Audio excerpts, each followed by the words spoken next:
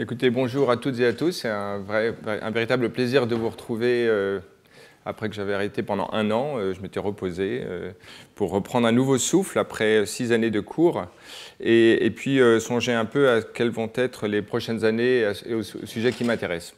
Alors donc le sujet qui concerne les cours de cette première année et qui, à vrai dire, devrait m'entraîner aussi l'année prochaine, et un sujet qui, à la fois est central en biologie, mais n'est pas souvent traité de façon directe, c'est celui de l'information biologique. Et donc j'ai préféré intituler le cours de façon assez ouverte, sous forme d'une question « Qu'est-ce que l'information biologique ?» Ce qui, en un sens, m'obligerait à y répondre, mais je vous annonce tout de suite que je ne vais pas tenter une réponse définitive à une question qui est par définition ouverte. Et j'aimerais donc peut-être en guise d'introduction dire les choses suivantes. La première chose, c'est que quand on songe à l'information biologique, on fait face à deux réactions communes. La première, c'est de dire finalement l'information biologique, c'est assez trivial. C'est finalement ce qu'il y a dans l'ADN, tout ce qui concerne la génétique ou la génomique, et que finalement le sujet est bien connu, clos. Pourquoi s'y intéresser? La deuxième réaction, venant de gens un peu différents, serait de dire que finalement l'information biologique, c'est un concept vague, nébuleux, pas très bien défini. À vrai dire, ce n'est même pas véritablement un concept scientifique. Donc pourquoi en parler? Alors, je comprends ces deux réactions, et je les ai entendues d'un certain nombre de mes collègues que j'ai interviewés sur cette question ces dernières années, mais à la fois poussé par nos propres intérêts de recherche et par ma curiosité, je pense à contrario que l'information biologique est un concept central pour ce qui concerne l'étude du vivant, qu'il convient donc de s'y intéresser directement, en dépit des réactions de trivialité ou du caractère vague du concept. Donc le but de ce cours est de finalement rentrer dans une compréhension renouvelée de l'information biologique. En tout cas, c'est l'ambition de ce cours cette année. Et pour cela, j'aimerais vous inviter à suivre le même itinéraire intellectuel que j'ai essayé de suivre lors de la préparation de ces cours, c'est-à-dire en un certain sens de désapprendre toutes les choses que l'on sait, toutes les choses que l'on a apprises, et qui nous amènent à conclure, sous une forme ou une autre, que l'information est ou triviale ou un concept flou. Et donc, en désapprenant les choses, l'idée, notamment dans ce cours d'introduction aujourd'hui, c'est de réapprendre ou de redécouvrir comment finalement le concept de l'information a été forgé en biologie au XXe siècle, et finalement d'arriver aujourd'hui à une perception peut-être déjà un petit peu plus ouverte du concept d'information. En tout cas, c'est l'objectif de ce premier cours d'introduction aujourd'hui. Et j'ai choisi pour cela de m'intéresser à l'information la plus évidente, qui est celle que l'on perçoit lorsque l'on connaît un peu de biologie, qui est l'information contenue dans une cellule, et en particulier l'œuf au prélude de la formation d'un nouvel organisme. Et donc l'intitulé de ce cours, ou le sous-titre, est « Quelle représentation au pluriel pour le génome ?» Donc on commence toujours par un état un peu de la phénoménologie du vivant. Nous savons tous que les formes vivantes sont extrêmement diverses à différentes échelles, l'échelle des organismes, l'échelle aussi des cellules, dans le règne animal, le règne végétal. Et finalement, la question lancinante pour tout biologiste, et déjà les anciens s'interrogeaient sur cette question, c'est de comprendre comment rendre compte de la dynamique interne et de l'organisation d'un système vivant de l'échelle cellulaire à l'échelle des organismes. Alors, la forme extérieure, mais également la forme intérieure, évidemment. Et finalement, cette diversité des formes est à voir en contraste avec le fait que, connu depuis tous les humains depuis très longtemps, les formes sont similaires des parents à leur descendance. Les chiens font des chiens, les chats font des chats, les humains font des humains. Et donc, cette stabilité des formes est quelque chose de tout à fait remarquable. D'ailleurs, dans son livre « What is Life ?», Schrödinger lui-même s'était interrogé, ou en tout cas était parti de ce constat trivial, pour finalement réfléchir à cette question de l'hérédité des formes vivantes et de l'information qui sous-tend, en prenant par exemple celui de la lignée des Habsbourg et du prognatisme de la famille, très visible sur ces tableaux à 2 siècles d'écart. Mais on peut prendre également des animaux pris dans l'ambre, comme ce moustique il y a quelques dizaines de millions d'années, qui grosso modo a une forme équivalente au moustique contemporain. Et finalement, dans une échelle de temps qui est celle des temps géologiques, en quelques dizaines de millions d'années, on voit la formation des Alpes et en même temps, on voit les moustiques pris dans l'ambre qui ont une forme équivalente au moustique contemporain. Donc on voit bien qu'il y a quelque chose de paradoxal. Le vivant est à la fois les organismes vivants meurent, mais il y a quelque chose que l'on pourrait grosso modo appeler l'information, qui passant de génération en génération, et d'une façon qui n'était pas connue au début du XXe siècle, et à peine commencé à découvrir lorsque Schrödinger en parle en 1948, qui finalement semble avoir la forme d'une stabilité à travers les générations, et ce, pendant quelques dizaines de millions d'années au moins. Donc le plan de ce cours comprend donc 5 parties que l'on va voir donc, progressivement, et j'aimerais commencer par repenser ou penser l'œuf d'un point de vue historique comme un état d'information compressée, pour prendre une métaphore. Alors on va beaucoup utiliser aujourd'hui des métaphores dans le domaine de l'informatique, mais j'entends bien que ce sont tous des métaphores, et en les exposant, je vais même aussi les critiquer à des moments importants de ce cours. Donc l'idée d'une compression de l'information de l'œuf se constituera la première partie de ce cours. Donc déjà, d'un point de vue historique, la découverte que l'œuf est le point de départ à la constitution de tous les organismes date grosso modo du XVIIe siècle. On cite en particulier le travail de William Harvey au XVIIe siècle, qui est l'auteur de, et d'ailleurs on voit ici sur cette gravure, Ex ovo omnia, donc tous les organismes que l'on voit ici représentés proviennent tous d'un œuf.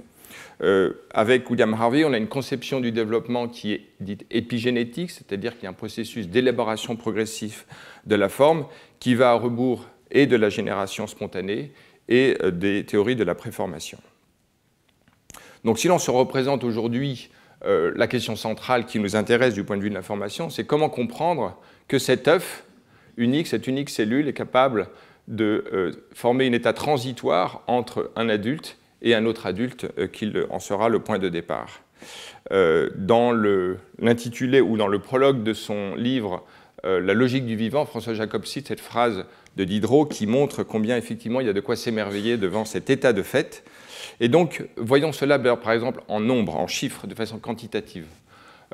L'état de compression est à la fois physique, d'un rapport de 1 pour 10 puissance 4, si l'on prend la taille d'un ovocyte par rapport à la taille moyenne d'un adulte, en masse d'un rapport de 10 puissance 10, en nombre de cellules, 400 cellules de types cellulaires différents, mais en nombre de cellules, 3 10 puissance 13 cellules chez un organisme humain adulte contre une cellule. Donc finalement, il y a un état de compression en termes d'organisation, en termes de complexité, mais également en termes de nombre, de masse, de volume et de nombre de cellules. Et donc finalement, comment imaginer, se représenter d'une façon précise qu'une cellule puisse avoir pas simplement la potentialité, mais quelque chose qui est apte à prescrire la formation future d'un adulte. Alors, pour mettre ces choses à leur propre échelle, ce tata de compression que je représentais un chiffre, c'est, imaginons-nous par exemple Paris intramuros, 10 km sur 10 km, 2 millions d'habitants, 10 puissance 11 grammes, qui seraient compressés en un volume de 1 mètre sur 1 mètre et de 10 grammes. C'est en gros l'état de compression similaire dont on parle lorsque l'on songe à une cellule capable de régénérer un organisme comme un adulte humain. Donc finalement, on peut se représenter la question de l'œuf comme quelque chose d'une compression d'un état ou de l'information qui est nécessaire à la formation du futur organisme. Et donc, ici, en un certain sens, l'information, je la définis comme un concept très opérationnel. On peut le voir, à minima, comme l'ensemble des instructions ou des prescriptions d'un système capable de prédire l'évolution future du système en question. Donc c'est quelque chose qui intéresse le chercheur, qui va essayer de caractériser ces prescriptions et de ces prescriptions, mais qui, de même, en parallèle de cela, est certainement inscrit dans l'organisation du système vivant, de telle sorte que sa connaissance renseigne sur la façon dont l'organisme lui-même est capable de générer sa propre évolution au cours du développement. Donc la question, c'est quel est ce contenu d'information ? Et dit différemment, on peut utiliser le mot de représentation, qui est un concept abstrait. On peut se poser la question de quel type de représentation y a-t-il dans le génome et qui préfigure la formation de l'adulte plus tard. Donc cet œuf dont on parle et dont on voit qu'il correspond à un état de compression de l'organisme futur, il a été pensé dans un schéma préformationniste, donc encore au XVIIe siècle, et on voit en particulier ces dessins connus de Hartsocker, à l'époque où on découvrait les premières cellules. Finalement, il s'agit de dire dans ce cas-là que l'œuf contient en miniature l'organisme qu'il préfigure, et donc le développement animal, dans ce sens, n'est qu'un déploiement d'une forme déjà présente dans l'œuf, et dans une forme extrême.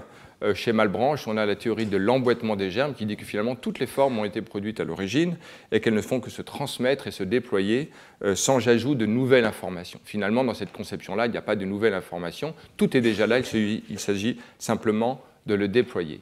Mais en concurrence de ce schéma préformationnisme, dès le XVIIe siècle, et même bien avant, à la suite d'Aristote, le schéma épigénétique, lui, dit que le développement est le développement graduel d'une forme. Donc s'il y a développement graduel, on aurait envie de dire que l'information n'est pas toute présente au début, qu'il a besoin d'apprendre, de faire venir une nouvelle information dans le système qui lui permette de le diriger vers un nouvel état. Donc ça, c'est le schéma de pensée de William Harvey, dont je parlais tout à l'heure.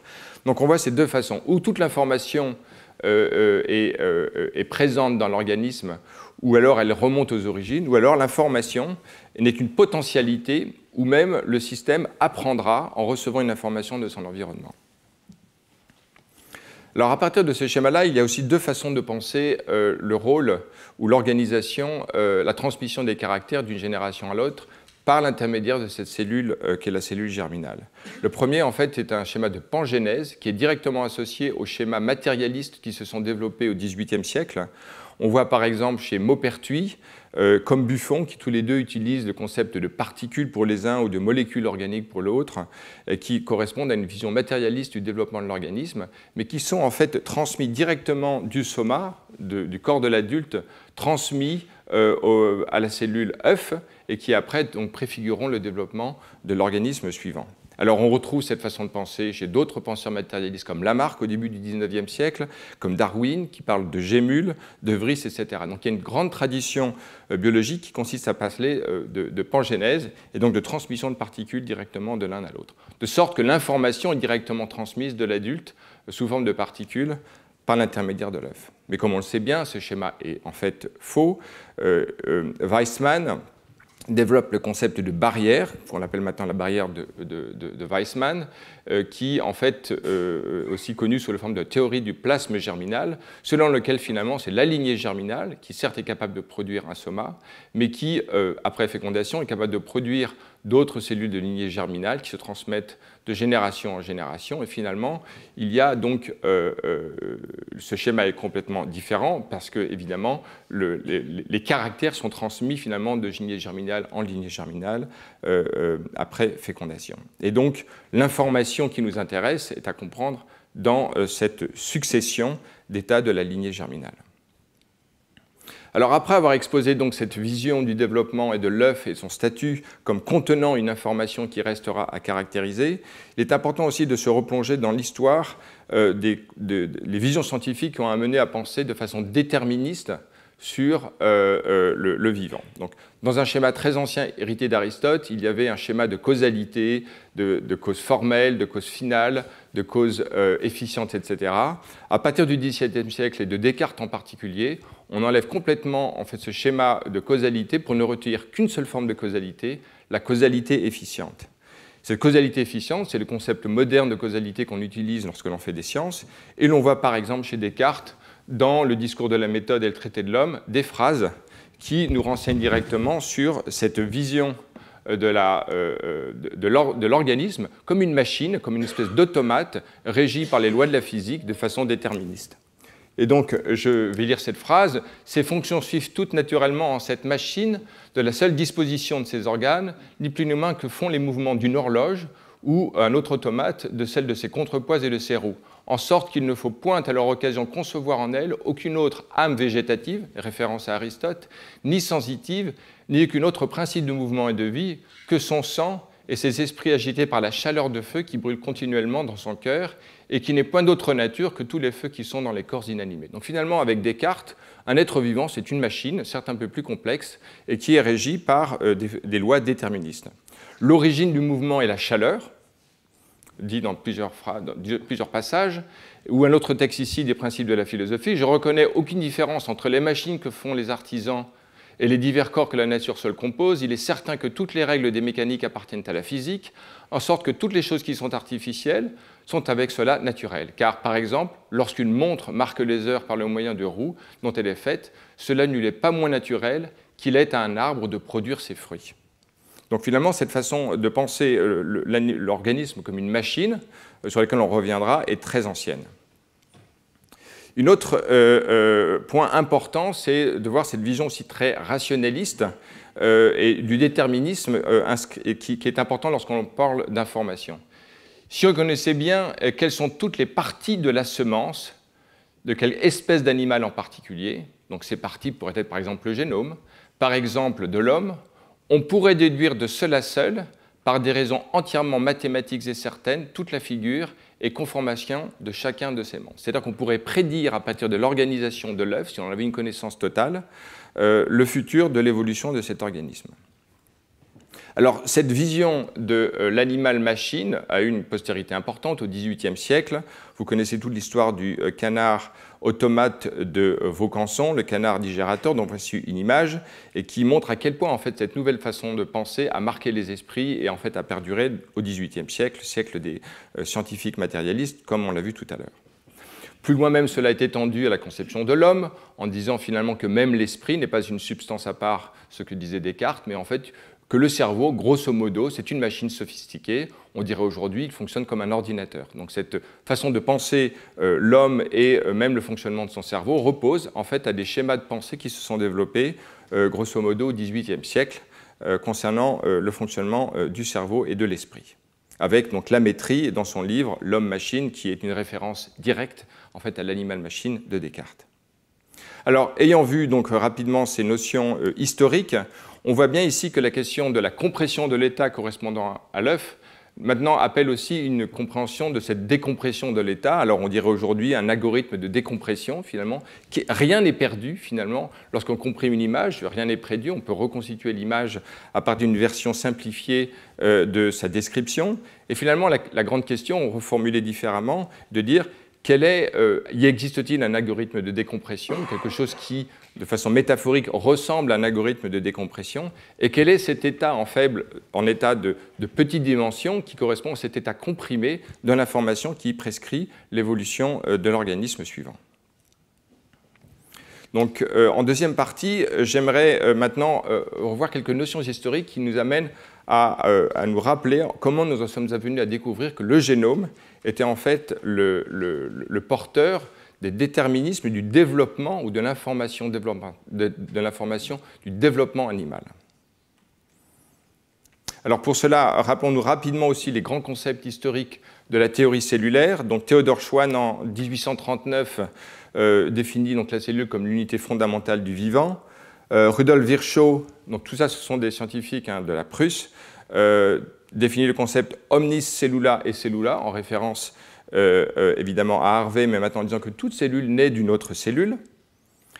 Walter Fleming en 1882 pousse le raisonnement plus loin. Avec des nouvelles méthodes de microscopie, on commence à observer les noyaux cellulaires et dit finalement que tout noyau cellulaire provient d'un autre noyau cellulaire. Donc on s'approche de plus en plus du génome et on voit aussi maintenant à partir des années suivantes, donc fin 19e siècle, début du 20e siècle, en particulier avec Théodore Boveri, dont je vais parler dans quelques instants, mais également Sutton, qui définissent la théorie chromosomique de l'hérédité. Donc finalement, on voit ces structures. Donc voici ici des dessins, des illustrations assez magnifiques à Boveri, où on voit ces chromosomes au cours du cycle cellulaire.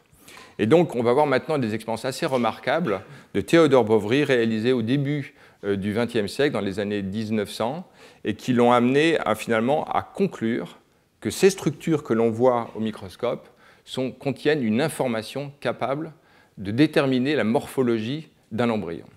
C'est un travail suffisamment remarquable et peu connu que j'ai choisi en fait de le développer un tout petit peu. Donc Théodore Boveri, qui était vraiment un chercheur assez remarquable, a travaillé sur plusieurs organismes.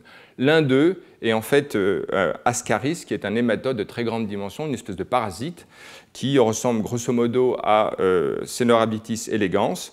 Et on voit ici cet organisme, cette cellule, qui comporte 4 chromosomes, presque aussi simple qu'une drosophile, et il découvre les centrosomes, qui sont ces structures que l'on voit ici. Bon, c'est un marquage contemporain, ce ne sont pas ses propres marquages. Il découvre en fait ces structures, l'alignement des chromosomes entre une paire de centrosomes, et il s'interroge sur la fonction de ces centrosomes lorsqu'il voit les chromosomes se séparer de chaque côté. Et ce qui est assez remarquable, c'est qu'il observe donc, que chaque chromosome est connecté à une paire de centrosomes qui jouent un rôle fondamental dans la ségrégation des chromosomes. Et en suivant le positionnement des chromosomes avant la division et après la division, il en vient à conclure que ces structures, qui ne sont que des structures marquées, en fait, il ne savait rien de leur composition chimique naturellement, sont continues et individualisées, parce qu'ils retrouvent leur position et grosso modo leur structure après la division cellulaire. Donc ce n'est pas une structure évanescente qui se reconstituerait après coup, après la division, et qui n'aurait rien à voir. C'est quelque chose qui est continu physiquement, structurellement, à travers la division cellulaire. Et il s'intéresse rapidement, en fait, maintenant à un organisme qui s'appelle l'oursin, dont on va voir ici le développement dans un film. Et cet oursin, dans un travail qui est assez fondamental ici, publié en 1907, il s'intéresse à des embryons d'oursins dits dispermiques, c'est-à-dire un œuf fécondé par 2 spermatozoïdes. Et ayant travaillé sur Ascaris, il a tout de suite vu que dans cette anomalie développementale, l'idée qu'un œuf puisse être fécondé par 2 spermatozoïdes, ce qui n'est pas la norme, il y avait quelque chose de très intéressant pour comprendre le rôle des chromosomes. Alors d'abord, regardons. Ça, ce sont les dessins du livre de Boveri, hein, dont on peut récupérer un PDF. Et on voit ici donc, la fusion des pronucléus. Puis après, vous allez pouvoir voir un centrosome. L'autre, en fait, est caché en profondeur, mais on voit la première division cellulaire. On peut suivre encore les divisions. Vous pourrez voir ces zones. Donc ça, c'est la fusion des 2 pronucléus pendant la fécondation. Voilà. Et on voit ces espèces de fibres autour hein, qui... Et assez rapidement, on voit ici un centrosome, l'autre est caché derrière, mais c'était pendant la première division cellulaire. Et on voit dans les autres divisions la même chose. Donc finalement, ces 2 structures que dessine Boveri, on les voit plus ou moins dans ce film que j'ai choisi pour vous. Alors finalement, le système est assez intéressant. On a 2 spermatozoïdes et un ovocyte, donc 3 ensembles de chromosomes. Il y a, alors chez cette espèce d'oursin qu'il étudie, 36 chromosomes. Or, il y a 4 centrosomes. D'après les règles qu'il avait lui-même établies, où un ensemble de chromosomes a besoin de 2 centrosomes, on voit bien qu'il y a un problème d'appariement, parce qu'il va falloir distribuer un nombre pair de chromosomes 4 parmi 3 centrosomes. Et donc forcément, il va y avoir des anomalies de ségrégation chromosomique, et c'est cela même dont il a eu l'idée comme moyen d'étudier en fait, des anomalies développementales. Donc par exemple, donc, le problème est il y a donc 18 chromosomes multipliés en 3 copies, donc 18 chromosomes, ça fait donc 54, qui sont connectés à 4 paires, à 4 centrosomes. Donc voici par exemple une illustration possible de la répartition aléatoire de ces chromosomes entre les 4 centrosomes. Et on voit donc après duplication de l'ADN, passer de N, 3 génomes haploïdes à 3 génomes diploïdes, on voit ici donc la formation, la réunion de ces 2 par paire, cette cellule avec 32 chromosomes ici, 18, 36, 22. Donc ça, c'est un cas, il ne l'observe pas directement, c'est une supposition, une hypothèse faite à partir de la connaissance qu'il avait tirée de l'étude d'Ascaris et du nombre différent de centrosomes par rapport aux chromosomes. Et ici, illustré de façon différente, en nommant ces chromosomes A, B, C, D, il voit un exemple de ségrégation qui serait donc anormale des chromosomes, où certains seraient en une seule copie, d'autres en 2 copies, etc. Donc à partir de là, donc il expose différents schémas et voit donc la fréquence possible d'anomalies de ségrégation, par exemple l'absence complète d'un chromosome qui créerait, d'après lui, une anomalie de développement qui devrait pouvoir s'observer. Alors pour analyser le destin cellulaire de cellules qui hériteraient d'un nombre incomplet de chromosomes, il fait des expériences de dissociation des différents blastomères, il les sépare l'une de l'autre, et il étudie leur destin développemental. On voit ici des illustrations donc, des larves Pluteus qui héritent, qui proviennent de ces dissociations. Moi-même, je ne suis pas un grand expert en oursins, donc je ne saurais pas forcément reconnaître ce qui est sauvage ou ce qui est anormal, mais enfin, grosso modo, ils ont une tête très différente les uns des autres. Il peut distinguer ceux qui sont normaux, et on voyait qu'il y a très très grande majorité des œufs, en fait, des blastomères hérités de cette dissociation, sont anormaux. Et donc, il en vient à conclure, oui, véritablement, mon idée est juste, le nombre de chromosomes est important pour déterminer la forme de l'embryon. Mais il va beaucoup plus loin en observant qu'il peut aussi créer des conditions où, au lieu d'avoir 4 centrosomes, il peut y avoir 3 centrosomes. Or, dans ce cas particulier, avec un embryon dyspermique dans un embryon qui a 3 centrosomes ou 4 centrosomes, on va avoir une ségrégation différente. Dans un cas, on va en avoir en moyenne 27 chromosomes par cellule, mais dans le cas du triastère, comme il y a 36 chromosomes multipliés par 3, en fait, on va obtenir en moyenne, par une ségrégation aléatoire, on va avoir un nombre plus fréquent de cas où il y aura 36 chromosomes moyens par cellule, qui est exactement le complément normal de cellules. Donc il en déduit qu'en comparant le triastère par rapport au tétrastère, on devrait avoir une fréquence plus importante d'embryons qui ont une forme normale dans ce cas-ci que dans ce cas-là. Et donc voici une illustration, ici une ségrégation aléatoire, on l'a vu tout à l'heure, et dans le cas d'un triastère, on va avoir 29, 43, 36 par exemple. Et donc ça, ce sont des suppositions, c'est vraiment une hypothèse qu'il formule sur la base de cette comparaison, et donc il fait l'expérience dans les deux cas, et il observe effectivement qu'il y a beaucoup plus d'embryons qui ont une apparence normale après dissociation des blastomères lorsqu'il y a un triastère qu'un tétrastère. Il en conclut donc que oui, véritablement, à défaut de pouvoir suivre et de compter les chromosomes dans chaque cellule, ce dont il n'avait pas les moyens à cette époque, la distribution statistique des anomalies est conforme à la prévision que le nombre de chromosomes doit jouer un rôle important dans la détermination du phénotype de l'organisme. Alors il va plus loin, il avait un ami physicien avec lequel il s'est dit, je vais faire une simulation. Alors il ne s'agit pas d'une simulation sur un ordinateur, mais une simulation mécanique dans laquelle il dit, prenons un ensemble de billes dont le nombre va être 3 fois 18, que je vais répartir soit aléatoirement, donc il fait l'expérience véritablement, il faut ici un résultat d'un dessin de la distribution aléatoire de ces billes, 54, sur un cadran comprenant 4 parties, ou 3, et donc il fait l'observation dans cette simulation par rapport aux données de la distribution aléatoire de ces billes, ce qui lui permettait d'avoir une mesure quantitative, statistique, qui lui permettent de comparer ces observations. Et on voit ici, donc, dans les simulations, quand il y a donc, un tétrastère ou un triastère, et de voir donc, la distribution de phénotypes. Et on voit très rapidement que, effectivement, on a vu tout à l'heure qu'il y a une probabilité, il y a une probabilité quasiment nulle d'avoir une ségrégation aléatoire normale ici. Et effectivement, il y a beaucoup d'embryons qui sont complètement anormaux.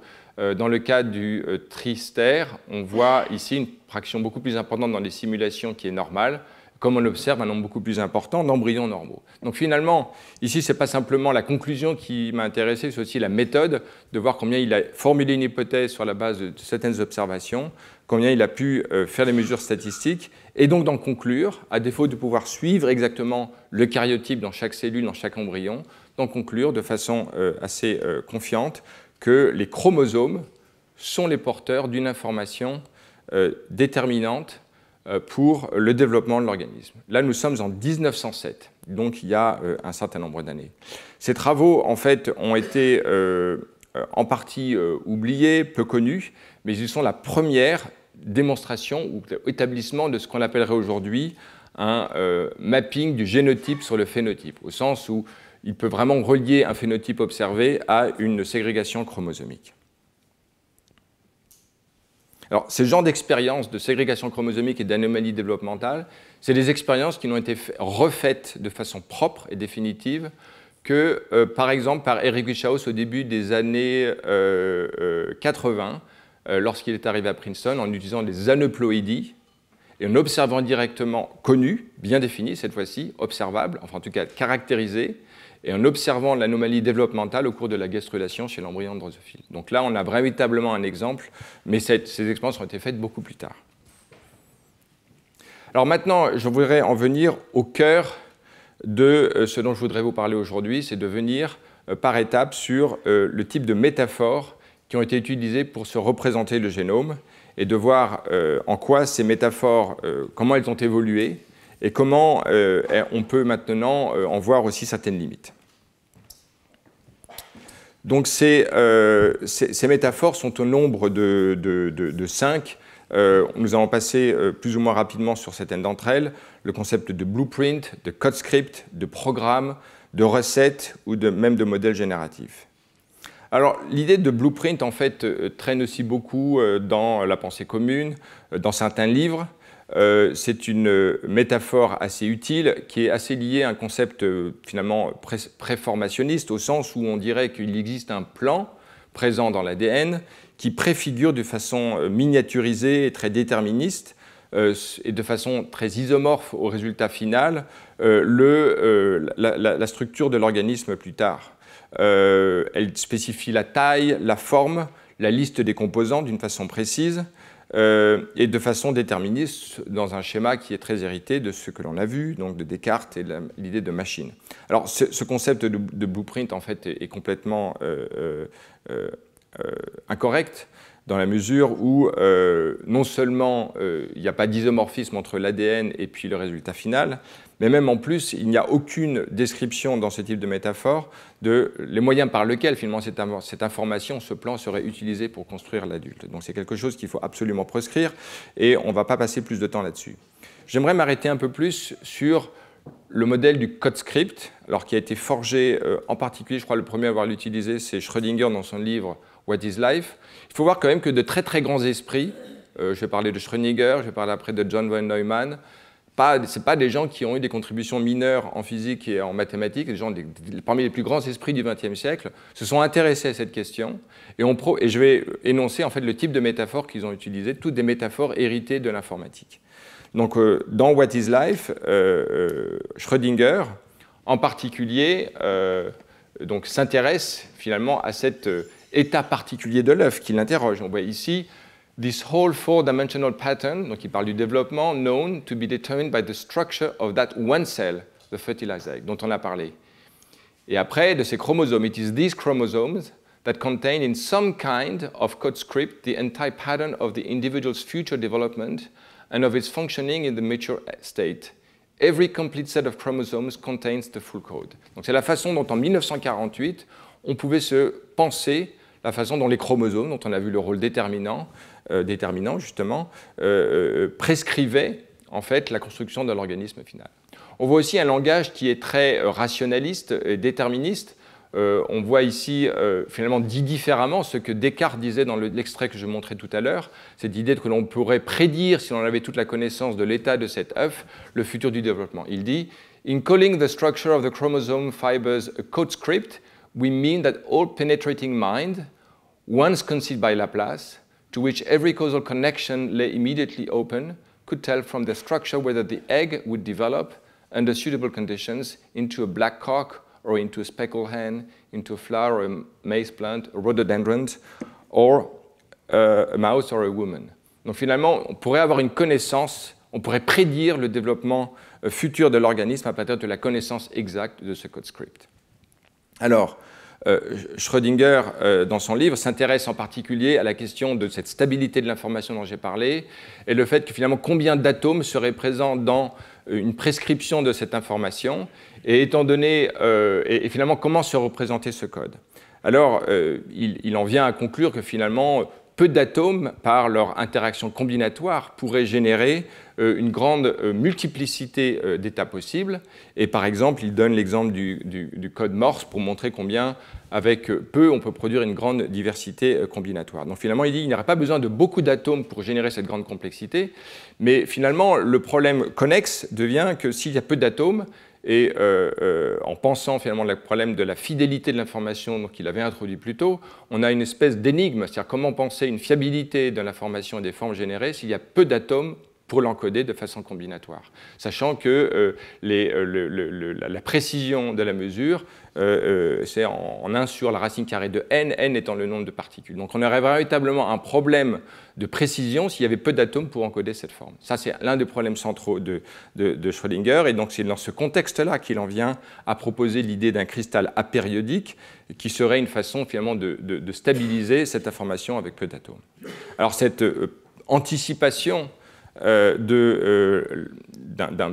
dirait aujourd'hui un polymère, et finalement quelque chose qui a fortement influencé des lecteurs comme Watson et Crick, qui d'ailleurs dans leurs lettres, donc comme vous le savez bien, en 1953, donc 5 ans plus tard, ils publient un modèle proposé de la structure de l'ADN en double hélice, qui serait donc non seulement une façon de stocker l'information génétique, qui à l'époque, beaucoup pensaient était en fait plutôt portée par les protéines, et qui préfigure aussi l'idée d'une réplication de cette information. On voit ici dans cette lettre écrite par Watson et Crick à Schrödinger combien en fait la lecture de leur livre What is Life les a influencés dans leurs propres recherches. Donc cette vision de code script décrite en 1948 dans une conférence à Dublin de Schrödinger a véritablement marqué les esprits dans l'idée que finalement il y aurait quelque chose de nature combinatoire, inscrite dans la structure de... Alors, ils ne savaient pas forcément sous quelle forme, mais maintenant on le voit avec la structure de l'ADN qui préfigurait la structuration de l'organisme à venir. Alors, les étapes suivantes centrales sont finalement la caractérisation du flux d'informations en fait, qui part de l'ADN et qui permet de générer donc, les composants de la cellule, en particulier leurs protéines. Et donc, c'est en 1971 que Francis Crick, 1970 plus exactement, relisant le travail de nombreux chercheurs dans les années 50-60, propose ce qui est maintenant connu sous le terme de dogme central de la biologie moléculaire, qui dit que finalement l'information, donc l'ADN s'autoréplique, produit les ARN, les messagers qui produisent les protéines. Ce sont ici des interactions hypothétiques en pointillé, mais ce qui est important, c'est que les protéines ne sont pas capables de modifier l'ADN dans ce dogme central. Comme on le sait aujourd'hui, il y a quelques exceptions d'édition de l'ADN, etc. Mais peu importe, le point central est que vraiment, au niveau de l'ADN, on retrouve finalement ce qui était vu au niveau de la lignée germinale. C'est quelque chose qui est un point de départ pour transmettre une information et non un point qui puisse faire l'objet d'une modification de la vie d'un organisme par le soma qui serait composé des protéines. Donc, on voit ici la caractérisation d'un flux d'informations. Et pour mettre un peu en perspective l'information dont on parle, on reparlera plus tard, donc au 3e cours, de la théorie de l'information de Shannon, comment elle peut être utilisée en biologie. Donc, on verra mieux cette idée de quantifier l'information, mais on sait tous que l'information se quantifie en bits néanmoins. Et en termes de densité, si on prend aujourd'hui un disque dur de quelques térabytes, on a une densité de LED de 5 puissance 10 par centimètre cube. Un petit virus, on a une densité autrement plus importante, donc l'information est d'une très très grande densité dans une structure vivante, et on trouverait un nombre à peu près 10 puissance 17 par centimètre cube pour un être humain, voilà, en ordre de grandeur. Donc finalement, l'information inscrite dans ce code script est d'une très grande densité d'organisation. Alors, parcourons maintenant la critique de cette vision. Sidney Brenner, dont on sait tous les contributions majeures dans le développement de la biologie moléculaire dans les années 50-60, a pointé du doigt une erreur fondamentale de Schrödinger dans le même livre dont on a parlé, lorsqu'il a finalement réfléchi au rôle de ces chromosomes, de ces structures, parce qu'il les pensait à la fois comme essentiels donc, pour la réalisation du développement qu'ils annoncent. Ils sont à la fois, comme il le dit, donc les chromosomes, code législatif et pouvoir exécutif. Ou pour utiliser une autre métaphore, le plan de l'architecte et la réalisation de l'artisan, tout en un. Et ça, évidemment, c'est faux. Les chromosomes sont évidemment dépositaires de l'information qui prescrit le développement de l'organisme, de cette information, mais ils ne sont pas les acteurs eux-mêmes de cette propre construction. Ils apportent une description des moyens de mettre en place le développement ou les étapes futures, mais ils ne sont pas ces moyens mêmes. Voilà. Donc ça, c'est une distinction très importante. Et alors, on pourrait dire aujourd'hui, c'est pour cela que je vous invitais à désapprendre tout ce que l'on connaît, parce que c'est important de voir que d'éminents esprits, en fait, en réfléchissant avec les connaissances de leur temps au rôle des chromosomes, ont pu en fait se perdre dans certaines conceptions de rôle de l'information, du rôle des chromosomes. Et finalement, on va venir maintenant à une conception évidemment plus correcte du rôle des chromosomes dans le développement, en considérant maintenant le rôle central de John von Neumann dans ses études. Alors, à vrai dire, c'est quelque chose que j'ai découvert il n'y a pas longtemps, et j'ai beaucoup interrogé de personnes. C'est un travail qui n'est pas très largement connu, donc j'ai décidé de m'y arrêter un peu. Donc, John von Neumann était un des esprits les plus exceptionnels du XXe siècle, brillant mathématicien, qui a des contributions majeures en mathématiques pures, en axiomatique, en physique quantique, joue un rôle absolument déterminant. Et puis en fait, très tôt, il s'est intéressé aux questions de logique et a découvert le travail de Turing en 1936, de Gödel également, qu'il a fait venir à Princeton. Et donc, il a été très fortement influencé par ces éminents jeunes esprits dont on va reparler. Et ceci l'a amené, lui qui est un esprit extrêmement curieux, s'intéressant à tous les domaines, en particulier à la biologie, à penser en fait à ce qui est intitulé ici dans cette conférence, une théorie générale et logique des automates. Donc en fait, il s'agit d'une conférence qu'il a donnée à l'origine en 1948, donc l'année même où Schrödinger donnait sa conférence à Dublin, ou en tout cas où le livre était publié. Je crois que c'était sa conférence à Dublin en 1948. Cette conférence a été publiée quelques années plus tard, en 1951. Et cette conférence dont on va parler, dont on peut retrouver le texte, et qui réunissait des gens des neurosciences, et principalement, et lui parmi d'autres, mathématiciens ou physiciens, il établit un lien direct entre les capacités d'autoreproduction des organismes et la théorie universelle du calcul, qui commençait à émerger depuis les années 30 par l'intermédiaire du travail notamment de Turing, la question de la décidabilité dans les calculs des automates. Et donc on va évidemment parler de Turing dans ce contexte-là. Et ce qui est très important du point de vue de l'histoire des concepts, et c'est pour ça que je voulais m'arrêter, c'est que cette contribution de John von Neumann établit un lien direct et intime entre la théorie du calcul, computation, et le processus, le traitement de l'information et ce qui se passe dans le vivant. Donc c'est cette innovation conceptuelle absolument majeure qui fait que certaines personnes, par exemple, disent que c'est sans doute l'esprit le plus important qui a contribué à la compréhension renouvelée du rôle de l'information au cours du développement. Alors, à vrai dire, il y avait des racines historiques profondes à cette façon de penser les choses.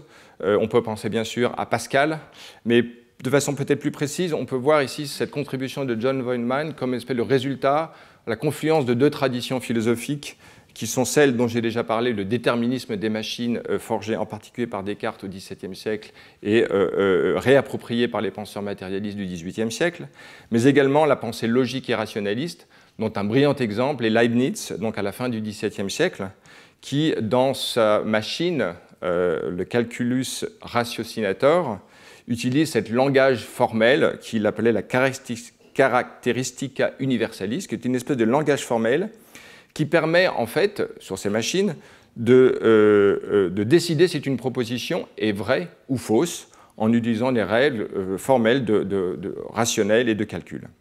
Et donc, il avait l'idée d'une machine qui a été ici reconstituée, qui pourrait, moyennant une proposition, pourrait, en la faisant tourner, répondre c'est vrai ou c'est faux. Alors bien sûr, le calcul arithmétique élémentaire, mais également des propositions plus subtiles, même des théorèmes mathématiques. Alors on voit ici bien sûr une anticipation de beaucoup de choses qui se sont produites au XXe siècle, mais qui sont déjà forgées en termes de concepts et même de machines partiellement construites du temps de Leibniz à la fin du XIXe siècle. Et d'ailleurs Norbert Wiener, l'inventeur de la cybernétique, dit très clairement que Leibniz et sa machine, le calculus ratiocinator, est une préfiguration très claire de des machines computationnelles du XXe siècle.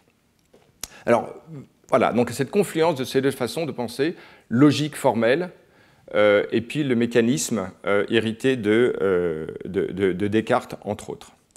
Donc finalement, la contribution de John von Neumann part d'un constat, d'un problème qui est le suivant. Comment penser qu'un organisme puisse s'auto-reproduire?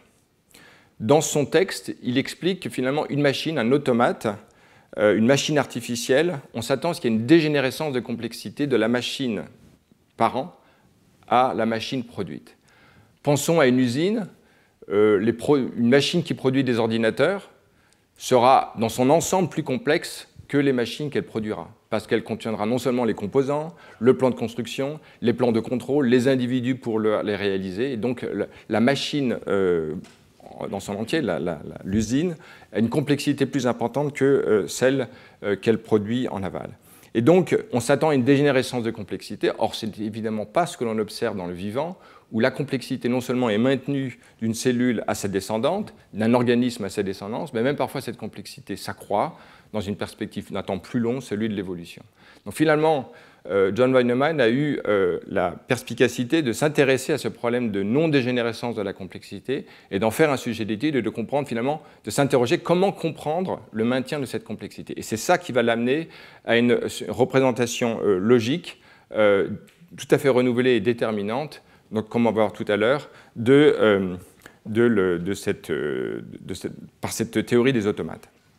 Alors pour cela, il part de Turing, et en particulier de la machine de Turing, qui est une machine en fait virtuelle, totalement abstraite, un concept mathématique, mais qui comprend une bande infinie, pensons à une mémoire infinie, une bande avec des cases discrètes représentées ici, utilisant un langage, alors qui peut être 0 ou 1 ou autre chose, peu importe, une tête de lecture et d'écriture, un registre d'état qui définit par exemple la condition initiale, la condition finale et toute situation intermédiaire, et puis des tables de transition qui est une fonction de ce qui est lu à tout moment et de ce qui est et du registre d'état de la machine.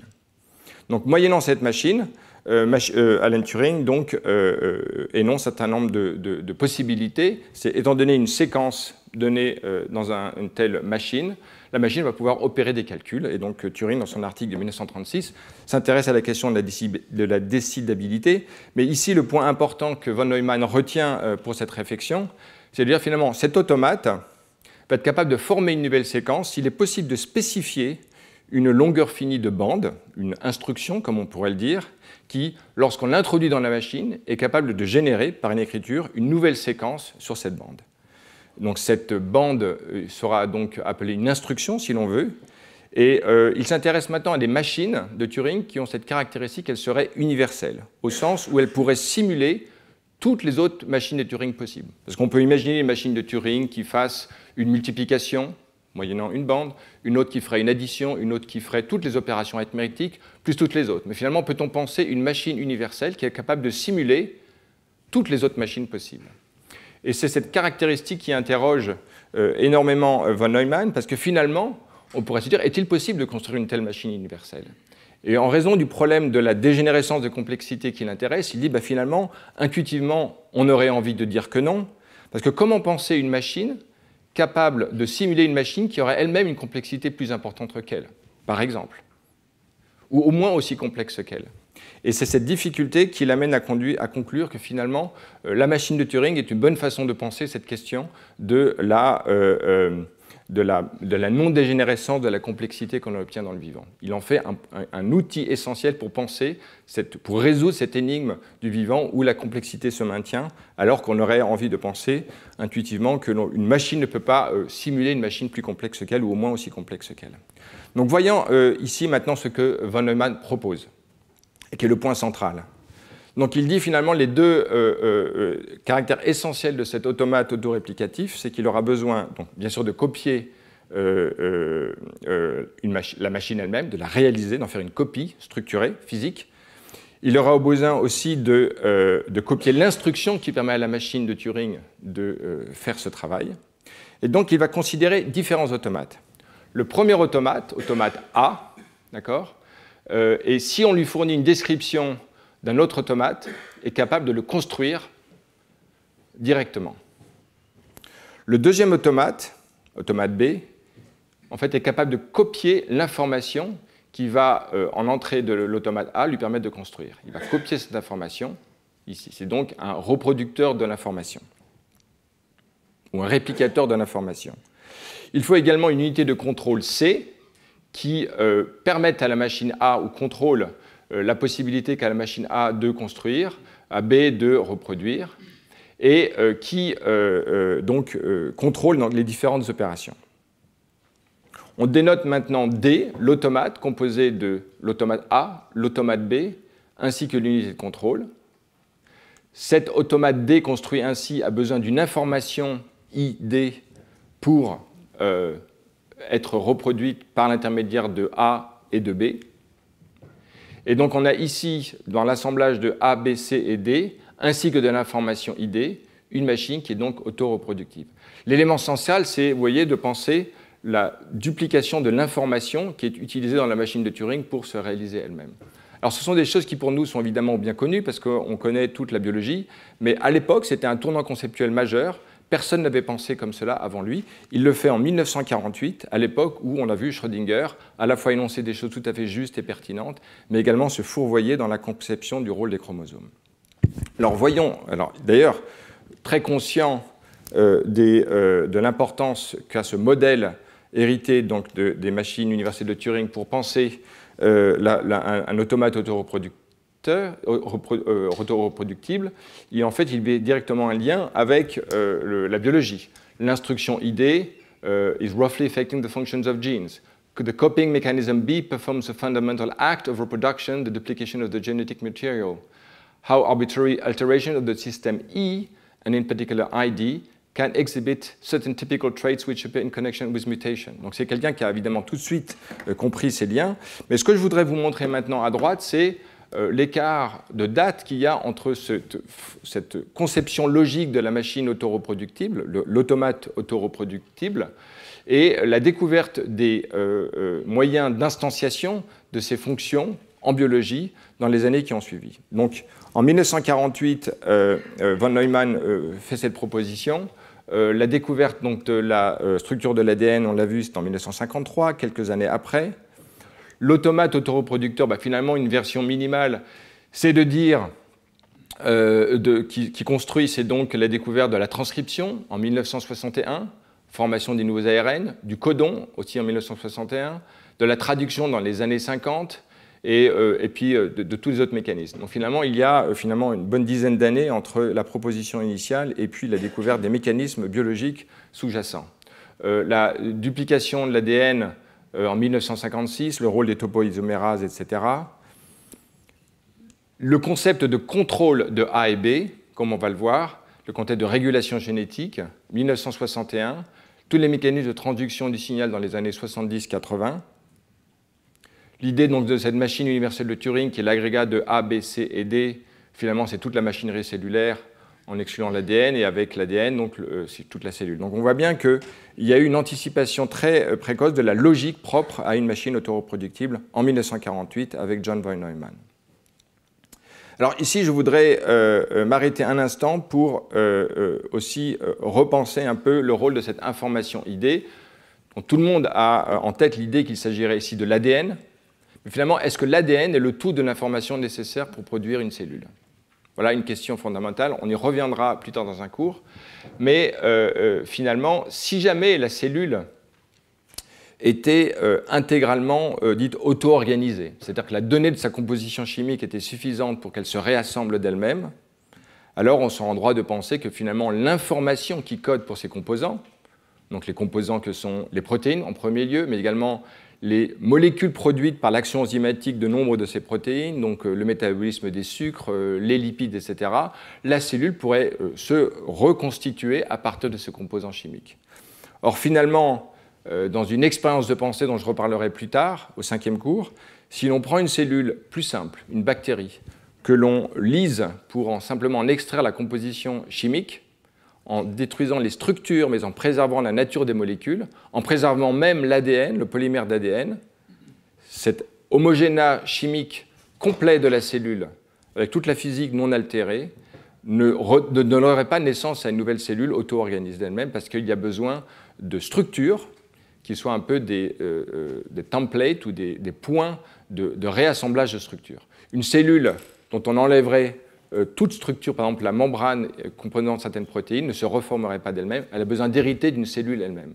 Donc finalement, la donnée de la composition chimique, telle que codée par l'information génétique, n'est pas suffisante pour prescrire la perpétuation d'une cellule. Donc ça, c'est simplement pour dire qu'il faudrait revoir cette information, cette bande. Ce n'est pas simplement la prescription de la composition chimique pour que la machine soit véritablement autoréplicative. Il faut réinscrire une description, une forme, parce que finalement, l'hérédité peut se penser en ce sens, mais quelque chose de formel qui pense l'hérédité d'autres natures que simplement chimique et génétique, mais une hérédité structurelle. Voilà. C'est quelque chose dont je parlerai dans mon 5e cours, donc mettons en suspens cette question, mais je voulais au moins l'introduire après avoir exposé la structure logique d'un automate autoréplicatif qui a été une préfiguration de tout ce qui s'est passé dans la révolution de biologie moléculaire des années 50 et 60.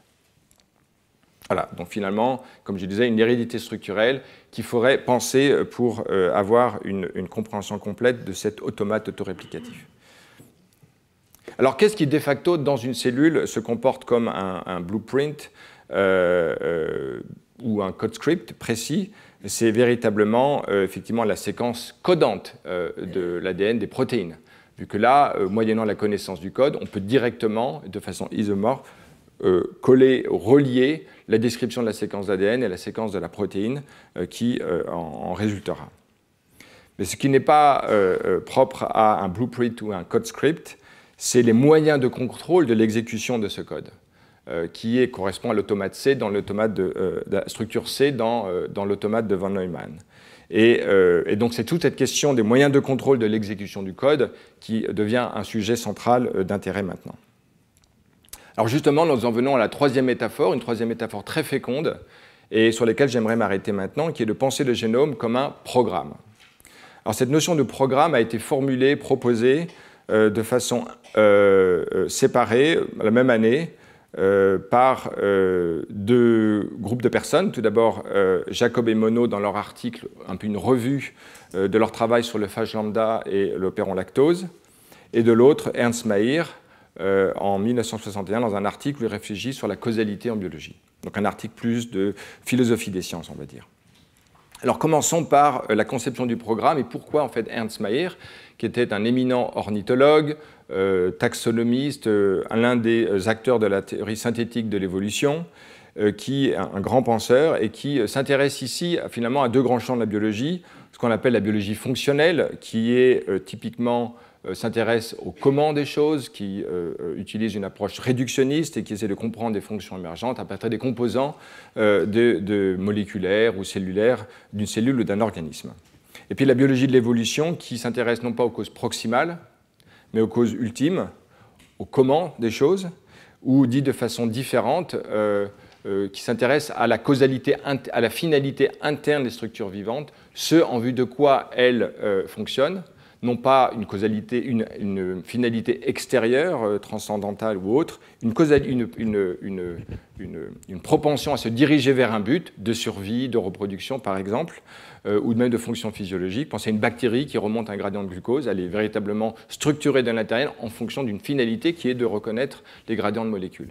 Donc cette télonomie, en fait, est le point de départ de la pensée de Ernst Mayr, et il dit on peut utiliser donc une théorie de l'information, le langage de la théorie de l'information, pour caractériser ces deux champs de la biologie.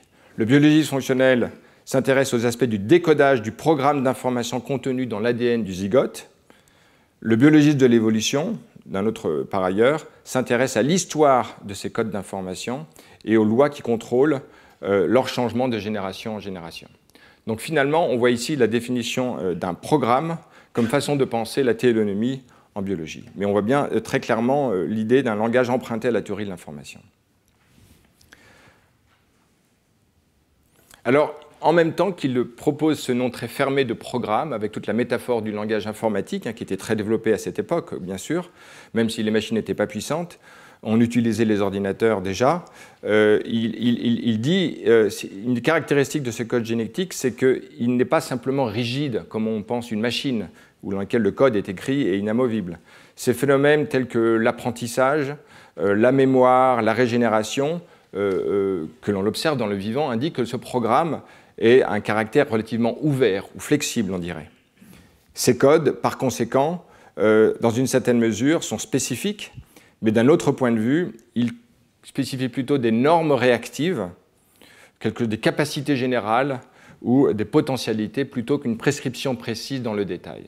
Et donc c'est un langage qui à la fois parle de programme, comme d'un agenda ou d'une prescription de processus, mais en même temps d'une façon relativement ouverte, qui est une subtilité assez importante pour penser de façon adéquate cette métaphore du programme en termes au cours du développement.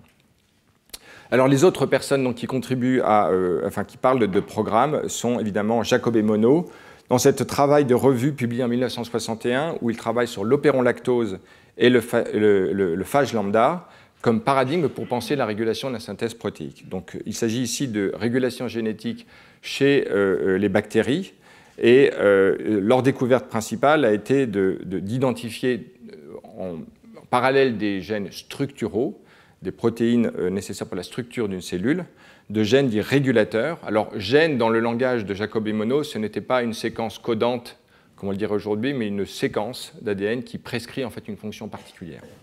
Donc ici, on a un gène régulateur, on a aussi un gène opérateur. Un gène opérateur, aujourd'hui, on dirait un promoteur. Mais l'idée, c'est que donc, ce régulateur et cet opérateur jouent un rôle déterminant dans la régulation génétique. Donc il y a des gènes régulateurs et des séquences qui permettent de répondre à ce que codent ces gènes régulateurs, donc les répresseurs dans leur cas particulier, qui est l'opérateur. Donc on voit bien ici une représentation en 1961 de cette unité de contrôle dont la nécessité était postulée ou proposée par von Neumann en 1948, ici dans cet article de synthèse des travaux de Jacob et Monod dans les années précédentes. Alors de façon plus concrète, et pour se rappeler un peu le caractère central donc, de cet opéron-lactose, il s'agit de comprendre ici ce phénomène lorsqu'on observe des bactéries qui poussent en quelques heures dans un milieu riche en sucre. Le glucose est d'abord métabolisé pour la croissance, puis lorsqu'il n'y a plus de glucose, les bactéries vont marquer un temps d'arrêt dans leur croissance pour repartir de nouveau lorsqu'elles vont pouvoir maintenant digérer le lactose. Elles le font en synthétisant, d'abord en sentant l'absence de glucose et la présence de lactose, et à partir de là, prendre des décisions, entre guillemets, qui leur permettent donc de digérer le lactose en synthétisant d'un côté par exemple la bêta-galactosidase, une perméase qui permet de faire rentrer le lactose à l'intérieur de la cellule, etc. Et donc on a ici la structure de l'opérateur où on a des sites de liaison pour la polymérase essentielle pour la transcription, mais également des sites de liaison de molécules. Alors le répresseur identifié par Jacob et Monod et ce qui a été caractérisé plus tard, Cap Binding Protein, qui est un activateur. Alors finalement, dans la configuration où il y a voilà, ici, où il y a du glucose et pas de lactose. Donc le lactose, sa fonction, c'est de réprimer le répresseur. D'accord ? Lorsqu'il n'y a pas de lactose, le répresseur est lié au promoteur, il n'y a donc pas de transcription qui permet de digérer le lactose. Et le glucose présent permet donc le fonctionnement, la croissance de la cellule. En l'absence de glucose, maintenant, ce régulateur positif peut se lier à l'ADN, mais comme le lactose n'est pas présent, il n'y a toujours pas d'activation des gènes permettant le métabolisme du lactose et pour la croissance des cellules. Mais en revanche, maintenant, lorsque le lactose en plus devient présent, le répresseur est inhibé et donc il y a activation de la transcription, l'activateur étant toujours là. Donc finalement, on voit ici très clairement défini par Jacob et Monod, même si là c'est une compréhension plus complète que celle qu'ils pouvaient proposer à l'époque, il n'y avait que le rôle du répresseur. On voit bien ici une représentation très concrète de la capacité qu'une cellule a en fonction de son environnement de réguler son information génétique. Et en conclusion de leur article, Jacob et Monod pensent de façon plus large aux eucaryotes, en pensant au problème fondamental de la physiologie chez les eucaryotes et à l'embryologie, dans laquelle il s'agit de comprendre pourquoi certaines cellules, à tout moment, n'utilisent pas toutes les potentialités inscrites dans le génome de ces cellules. Elles sont donc capables d'orienter leur expression génétique suivant le contexte. This discovery of regulator and operator genes and of repressive regulation of the activity of structural genes reveals that the genome contains not only a series of blueprints, il pense aux gènes codant la structure, ou code script, comme on vient de le voir, but a coordinated program of protein synthesis and the means of controlling its execution. Donc c'était vraiment le point central, ce qui manquait à une compréhension, c'est cette unité de contrôle C postulée par von Neumann. Elle est découverte par les travaux que ces gens ont effectués de façon très concrète. Le programme que Ernst Mayr propose est beaucoup plus abstrait, il est pensé de façon utile, mais là on a en fait un exemple très concret d'un tel programme inscrit dans la fonction de ces gènes régulateurs et opérateurs. Alors on peut le penser à la fois comme un programme informatique ou comme un agenda qui prescrit un certain nombre de décisions dans le temps. Le terme peut être utilisé à double sens en anglais, il n'est pas forcément très clair quel sens était utilisé ici par Jacob et Monod, mais étant donné qu'il parle de blueprint et tous les textes qu'il connaissait, il connaissait le travail de von Neumann, je pense qu'il avait une référence assez claire au programme informatique. Alors voyons dans le cas du développement maintenant des exemples concrets de cela. Bien après les années de Jacob et Monod, le travail, donc je reparlerai très en détail de ça en lien avec la théorie de Shannon de l'information dans le cours numéro 3. on peut voir comment on peut réguler l'expression de certains gènes pour coder l'espace, définir des coordonnées moléculaires qui permettent de définir l'identité des cellules. On voit ici un embryon de drosophile. Finalement, le point important que je voulais souligner, c'est que la séquence régulatrice, qui se situe en amont ou en aval du gène codant une protéine particulière, que code-t-elle? Elle code une responsiveness, une propension à répondre à des molécules présentes dans son environnement et qui, ici, spatialement, sont différentes. Sur toutes les cellules de l'embryon, il y a des concentrations de molécules différentes et la séquence des promoteurs, en fait, code pour une capacité de réponse à ces molécules. Et c'est donc celle-là qui permet donc une expression différentielle suivant la concentration. Par exemple, ce gène, dit hunchback, dont la transcription est contrôlée par un promoteur, ici, il est activé par cette molécule bicoïde, un facteur de transcription dont la concentration varie. Et au-delà d'un seuil critique, le gène va pouvoir être activé, sinon il ne sera pas activé. Et donc il y a une frontière d'expression qui dépend du nombre de sites de liaison de bicoïdes sur un promoteur artificiel. Et puis d'exemples plus sophistiqués que je présente simplement de façon visuelle, on peut exprimer un gène de façon beaucoup plus précise. Par exemple, cette bande précise d'expression d'un gène qui est exprimé à un endroit très particulier parce qu'il lit les coordonnées spatiales venant de la combinaison d'expression de plusieurs gènes dont on voit ici les profils de distribution dans l'embryon. Donc ici, finalement, ce qui code l'expression de ce gène, c'est la combinaison de ces facteurs, de ces séquences de liaison qui code la réponse possible des cellules, du gène, au cocktail de molécules qui sont présentes dans la cellule à un instant donné, à un endroit donné de l'embryon. Donc voilà ici un peu présenté de façon très rapide la postérité du type de concept de programme de régulation génétique qui a été proposé dans les années 60. Alors d'autres notions qui font appel aussi à la notion d'automate reviennent dans la littérature génétique au cours du développement, en particulier la drosophile. Il y a un généticien important qui s'appelle Garcia Bellido qui finalement s'intéresse aux événements génétiques qui, en lien avec la division cellulaire, permettent de marquer de façon définitive toute une destinée de cellules. Donc on pense ici le développement comme un lignage avec un automate génétique inscrit dans la structure d'une cellule qui permet à un certain moment d'une division cellulaire de marquer de façon irréversible des cellules. Par exemple, dans l'embryon de drosophile, l'activation d'un gène, ungrailed, en vert, qui, des heures et des heures plus tard, plusieurs jours plus tard, va marquer aussi certains compartiments dans les structures adultes, et ce gène, en fait, exprimé dans l'embryon, s'est perpétué de façon clonale ou polyclonale dans l'ensemble des cellules descendantes. Donc on voit ici pas simplement un automate génétique, comme on l'a pensé avec von Neumann, mais aussi un automate cellulaire, une cellule qui se divise, qui, en vertu de son expression génétique, va pouvoir perpétuer une organisation. Donc ça, c'est la notion de gène sélecteur. Et ce type de vision donc, du lien entre un automate cellulaire et un automate, disons, autoréplicatif, et puis la division cellulaire, a inspiré en fait aussi des analyses assez intéressantes sur le lignage cellulaire. Je vous présente ici un article qui est maintenant une vingtaine d'années, en 2005, mais qui s'intéresse finalement à la façon d'appréhender les lignages observés au cours du développement. Alors on a à l'esprit le lignage de Caenorhabditis elegans, mais tous les organismes ont des lignages cellulaires où à certains moments de division, des décisions permettent l'expression différentielle de certains gènes, et ici représentés par des codes de couleurs. Et à la fin, le but est de produire des identités cellulaires spatialement organisées nécessaires à la physiologie d'un organe ou d'un embryon. Donc il y a plein d'exemples en tête, mais ici, ce que j'ai trouvé intéressant, c'est l'approche. L'approche très héritée de cette pensée algorithmique consiste à se dire d'étudier la complexité de ces lignages d'une façon qui est très inspirée de la complexité algorithmique de Kolmogorov, où ici on peut définir la complexité du lignage comme le rapport entre la description minimale qui permet de générer ce lignage, en particulier le nombre de cellules que l'on veut obtenir en termes de type cellulaire distinct, et puis le nombre réel observé in vivo de division cellulaire. Donc ici, on a le lignage le plus simple que l'on peut calculer de façon formelle, et puis le lignage observé. En faisant le rapport, on peut voir donc ici, donc il y a 11 décisions différentes, 17 ici, donc on a une complexité algorithmique du lignage de 65%.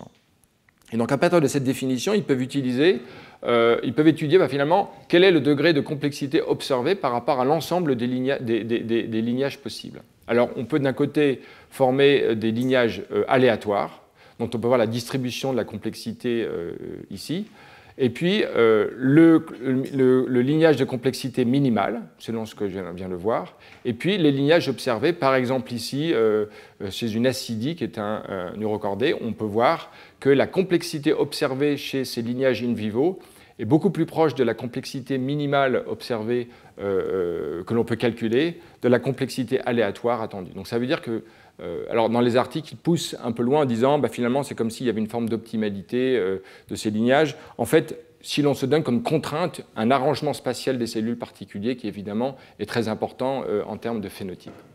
Donc et je vous renvoie aussi à un autre article, si cette question vous intéresse, de mon collègue Paul Villoutret et de ses collègues à Marseille, qui a étudié le lien entre lignage spatial, les contraintes spatiales, et puis les contraintes formelles liées au type de décision cellulaire contenues dans un arbre de décision logique par division cellulaire successive. Alors, la représentation moderne de ce type de pensée est à vrai dire pour moi assez décourageante, mais je voulais quand même vous les représenter, même si elles sont à certains égards, elles ont été très fécondes. C'est de voir par exemple le travail de Eric Davidson à Caltech, donc décédé il y a quelques années, mais qui, en travaillant chez l'oursin dont j'ai abondamment parlé, c'est pour ça que j'ai voulu citer cet exemple, a pu se représenter donc le schéma, le programme de régulation génétique qui définit ici le mésendoderme, c'est-à-dire ce type ces lignées cellulaires présentes ici dans l'embryon d'oursin et qui un destin cellulaire à la fois hybride entre le mésoderme et l'endoderme. Ou alors ce type de représentation du programme génétique qui définit le mésoderme dans l'embryon de drosophile. Donc effectivement, ce n'est pas simplement un facteur, mais de multiples facteurs qui participent à la régulation d'un type cellulaire au cours du développement. Alors maintenant, arrêtons-nous un instant pour faire un peu une critique ou prendre un peu de recul par rapport à ces représentations, quand bien même elles ont été extrêmement fécondes. Alors, je ne m'arrêterai pas plus sur le blueprint, parce qu'il ne dit rien de comment l'organisme va utiliser une information pour se construire. Donc c'est une représentation très naïve, évidemment. Le code script, même s'il est utilisé par des gens comme Jacob et Monod pour parler en fait de représentation de la séquence codante dans un gène, donc le lien entre nucléotide et ADN, moi je parlerai plutôt de code script dans ce cas. Mais pour le code script et le programme, les caractéristiques de ce type de représentation et leurs limites sont les suivantes. En premier lieu, il y a dans ces représentations, il y a un déterminisme algorithmique de calcul qui est sous-entendu, mais on sait bien que les organismes sont capables de trouver des voies alternatives à leur développement. C'est manifeste lors des processus de régénération. D'ailleurs, les expériences très anciennes de Hans Driesch à la fin du 19e siècle sur les oursins montraient qu'on pouvait dissocier les blastomères et l'embryon était capable de se réguler, de reconstituer son développement. Donc finalement, ce n'est pas du tout comme une machine algorithmique, comme un ordinateur qui, comme on le sait, est très fragile. Si de façon aléatoire vous enlevez des lignes de code ou même certains points d'écriture dans un programme, la chance d'avoir des mutations qui arrêtent la machine est extrêmement importante. Donc ça, c'est une caractéristique des machines algorithmiques, alors que les organismes sont extrêmement résilients, extrêmement robustes par rapport à ce type de perturbation. Et les chemins pour arriver au développement final sont tout à fait beaucoup plus nombreux. Donc la régénération et l'adaptation telle que se manifeste dans le développement montrent les limites de cette façon très déterministe de penser et algorithmique de penser le développement. Le deuxième point, c'est que les organismes sont sujets à des fluctuations nombreuses au cours de leur développement et que ce n'est typiquement pas la façon de penser le fonctionnement d'une machine dans laquelle les choses ne peuvent pas être soumises à des fluctuations trop importantes.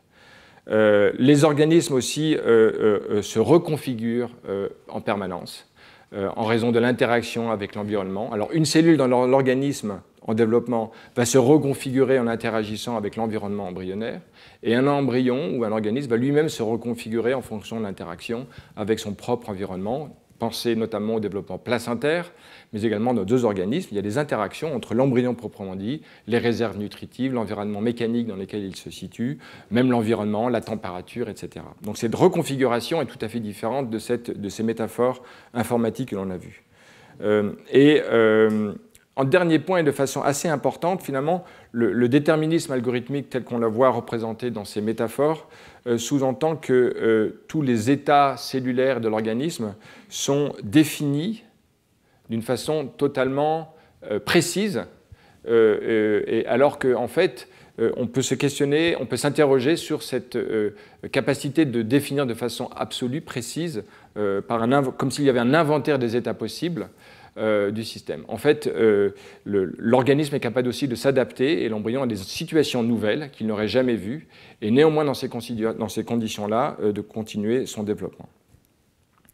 Donc, je pense que ces critiques, von Neumann lui-même en était conscient. Tout à l'heure, je parlais de Ernst Mayr, des normes réactives, de potentialité, et du fait que le programme était en un sens ouvert. Je pense que peut-être il faisait référence à ce type de notion présentée ici, mais John von Neumann disait « The natural gene does probably not contain a complete description of the object whose construction its presence stimulates ». Donc il parle de stimulation. « It probably contains only general pointers or general cues ». Donc c'est une façon assez différente quand même de penser les choses.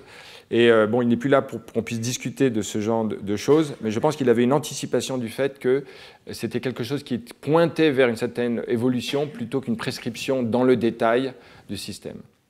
Et justement, ceci va faire l'objet de la dernière étape de mon cours. Mais en avant, j'aimerais vous dire qu'il y a aussi un autre modèle qui a été utilisé, le modèle de la recette. Finalement, c'est en gros le modèle du programme, mais dans lequel on considère de façon extrêmement importante, et tous mes cours ces dernières années l'ont bien illustré, que finalement, il existe un environnement physique et chimique dans lequel ces processus logiques se produisent, qui ne sont pas codés par l'ADN ou par quoi que ce soit, qui sont simplement donnés gratuitement au système et qui, en fait, permet, moyennant les cues donnés par l'ADN ou le génome, etc., permet à la structure de se développer. Donc finalement, la biologie ne va jamais prescrire ou coder l'environnement physico-chimique dans lequel elle se situe et qui est donné gratuitement pour elle et qui lui permettent de se constituer comme elle évolue naturellement.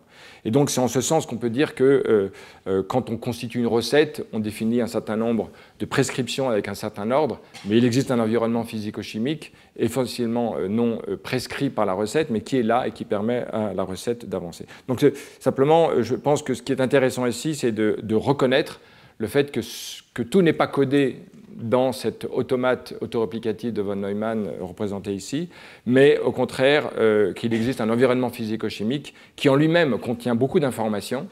Certains gens pensent à l'information dans l'univers inerte et qui en fait est nécessaire pour que cette information biologique opère ses propres actions. Alors finalement, inspiré par cette autocritique de von Neumann ou cette idée de pointeur ou de normes réactives proposées par Ernst Mayr, on en vient finalement à parler, à mon avis, ce qui est le cœur d'une façon de penser correctement le génome en termes de mapping entre le génotype et le phénotype.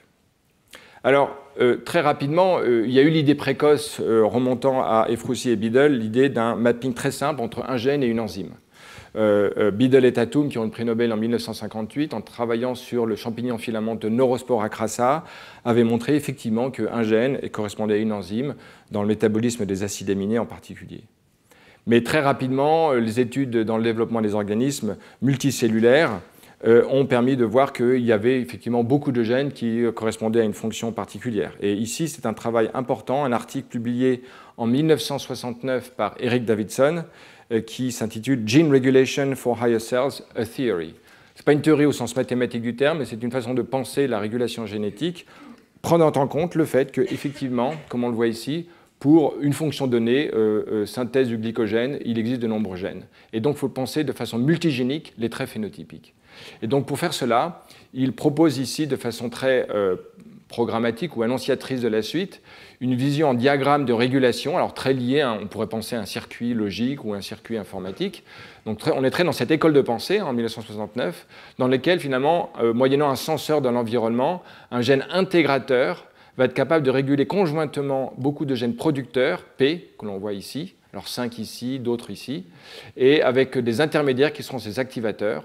Alors le concept de gène aussi est très vague, il s'agit de séquences régulatrices comme de gènes qui codent des protéines particulières, mais le point est que l'on intègre l'information pour réguler en cascade toute une batterie de gènes en aval. Et tout à l'heure, je vous montrais un diagramme du mésendoderme chez l'oursin, c'est le travail qu'il a publié dans les années 2000.